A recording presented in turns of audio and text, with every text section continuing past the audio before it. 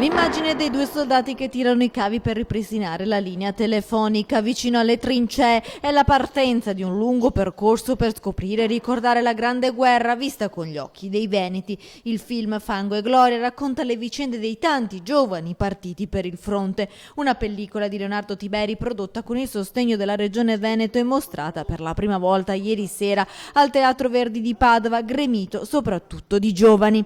Tutti i comuni del Veneto potranno proiettare questo bellissimo film e i bambini con una ricerca di nuove immagini della fantasia, cioè a dire che la Grande Guerra non è solo memorie storiche, non è trincee o sari, ma è anche molta memoria e molta cultura. Nel centenario dell'entrata in guerra dell'Italia durante il primo conflitto mondiale, il Veneto vuole ricordare uno degli eventi cardine del Novecento, un ricco calendario di eventi che parte proprio dalle immagini del film Fango e Gloria, realizzato in collaborazione con l'Istituto Luce.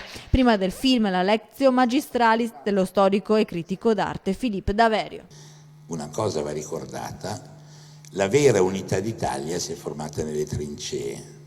Per la prima volta gli italiani hanno cominciato a capire chi erano. Quasi 1 milione di morti che abbiamo lasciato nel Veneto e Padova c'era, ma soprattutto quello che conta oggi è far sì che questa memoria, che questi ricordi diventino anche un'offerta culturale e poi per domani turistica, far sì che la memoria sia anche economia. Questo è il senso di questa serata.